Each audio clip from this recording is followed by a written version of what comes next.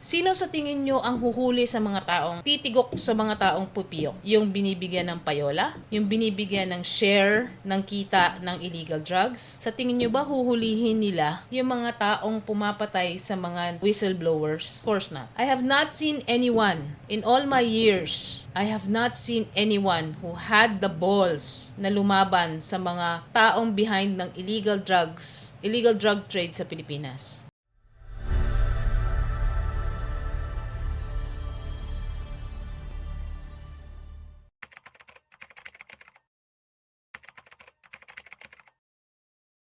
Hi again. I am Michelle Bayana Teliana and this is my topic for today, the drug war. Bakit bigla kong naisipang gawing topic to? Dahil alam ko, hindi pa rin nawawala yung problema ng bansa when it comes to illegal drugs. Magkukwento lang ako sa inyo ng maliit na kwento lang. Maiksing kwento lang. Few years ago, nagbakasyon kami sa isang probinsya. Ngayon, yung probinsya na yon, sumakay kami ng bangka papunta sa island.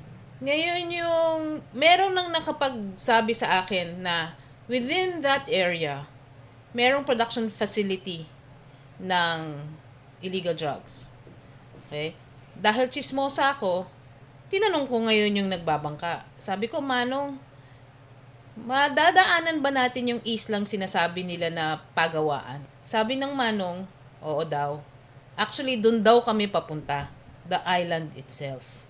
Sabi ko, okay. So, medyo na-excite ako. Sabi ko, wow, makakakita ako ng actual place where they produce it. Siyempre, di ba, lahat naman yan, pag titingnan nyo, wala namang magsasabi eh. Walang magsasalita, diretsuhan.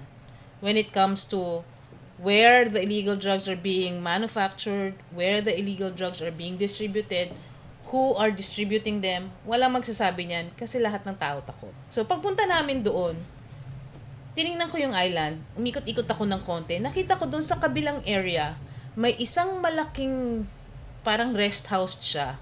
Pero, makapalang dingding, tsaka makapalang bakod.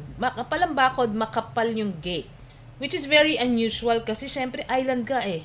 'Di ba? Para makapunta ka doon, para nakawang ka doon, tatawid ka ng dagat. So, hindi siya yung usual na, 'di ba, pag nasa island may bamboo na mga fence lang, mga ganon. Hindi eh. Talagang fortified fortress, parang ganon. So, silip-silip ako, wala man ako nakita mga tao.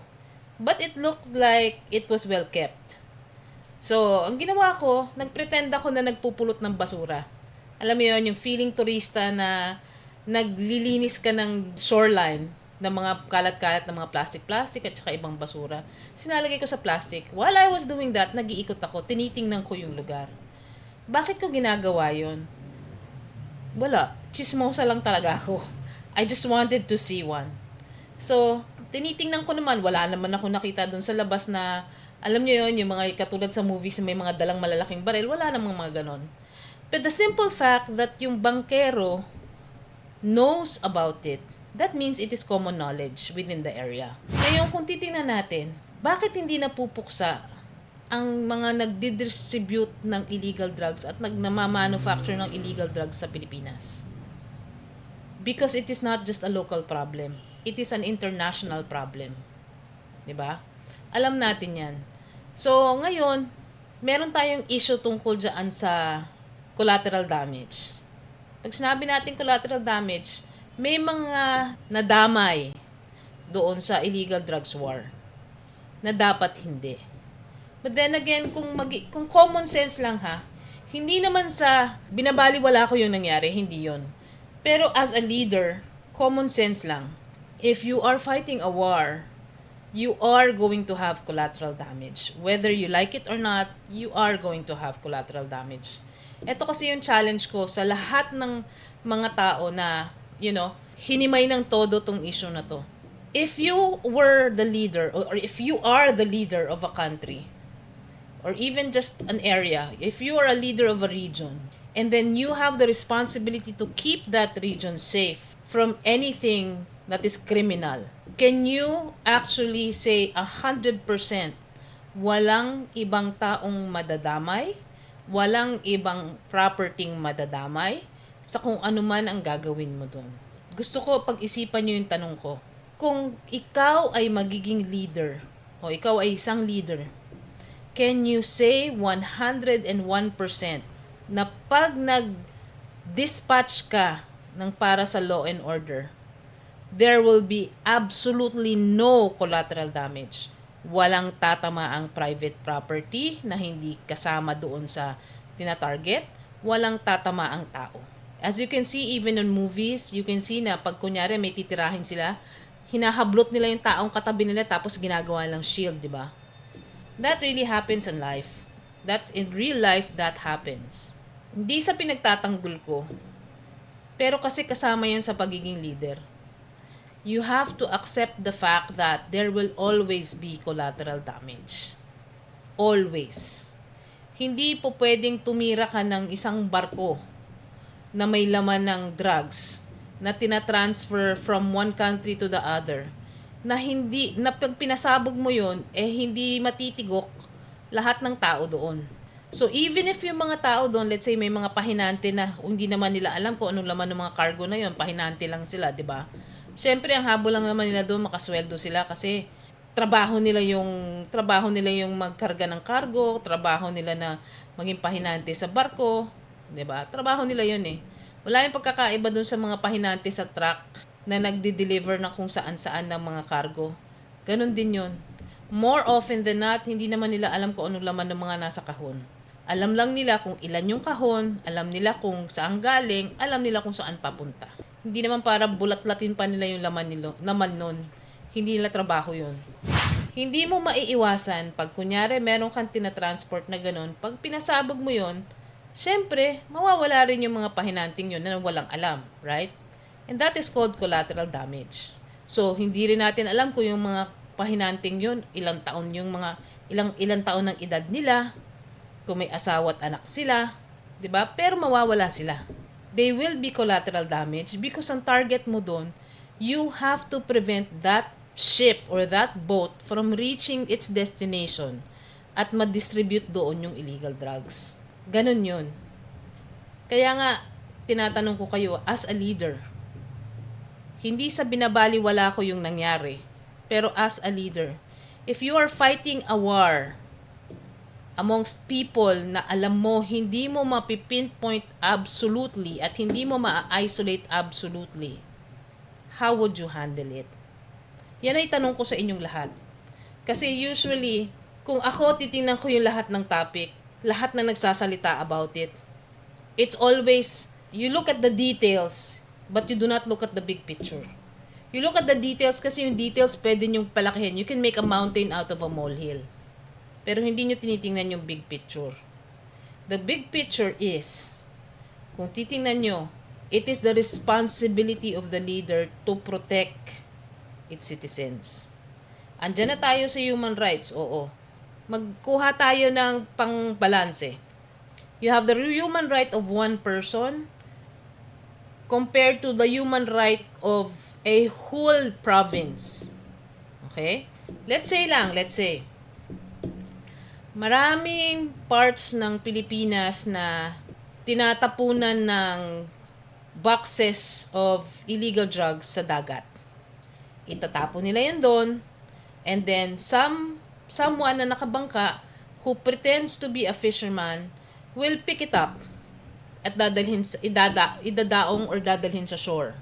So pagdala sa shore, syempre, alam nila, fisherman. Di syempre, habang nandudun pa sa dagat, pwedeng ilagay ang kung saan-saan. Ilagay doon sa loob ng isda, ilagay sa loob ng whatever, para lang hindi siya ma-check pagdating doon sa port. Kasi if you think they're fishermen, they will be treated as fishermen pagdating nila sa port. So, yun ang reality na nangyayari sa Pilipinas. If drugs are coming from a different country, itatapon nila sa dagat, and some Filipinos na kasama doon sa buong network will pick it up from the dagat, put it in their bangka, tapos dadalhin nila sa kung saan man nila dadalhin yung mga cargo na yon. Here's another short story. Dito sa Laguna, this is common knowledge also. Maraming nakakaalam nito pero no one talks about it because everyone is afraid. Dito sa Laguna, ang pagkakasabi, merong 1 ektaryang lupa na ang nakatanim sa taas palay. Pero within that 1 hectare, there is this one small square na kasya ang tao. Pag inangat mo raw yung square na yon, sa ilalim nun, may isang napakalaking basement. Yung basement na yon, doon tinatanim yung mga alam nyo na mga illegal drugs na tinatanim. At may isang area daw yon na production facility ng chemically produced illegal drugs. So, nakikita nyo, ngayon, paano mo matatarget yun? Paano mo ngayon huhulihin yun? Kung ang tingin ng mga tao, ang disguise ng 1 hektarya na yon ay palayan. Bago ka pa makarating doon sa square na yon, para malaman mo kung nasaan yung square na yon, bago ka pa makarating doon, patay ka na. Nabaril ka na. Bago ka pa makarating doon sa square kung saan, yun ang bukasan papunta doon sa basement. Ganyan kalupit ang So isipin nyo, one island, may isang bahay ka doon, isang resort, isang malaking, may mansion ka doon sa island. Siyempre, bago ka pa makarating doon, kung gusto mong hulihin sila in the act, bago pa kami yung makarating doon, nakapag-pack up na sila at ayos na yun at malinis na yun. Wala ka nang makikita doon. Kasi bago ka pa makarating doon, dadaan ka ng dagat eh. 'Di ba? Ilang oras ang bangka papunta doon. It was about like, nasa almost 1 hour ang bangka papunta doon sa island na yun.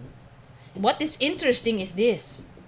Sabi nung manong, yung kalakip na island, ang may-ari na, yung katabing island nun, ang may-ari nun ay isa sa mga nakaupo sa pwesto.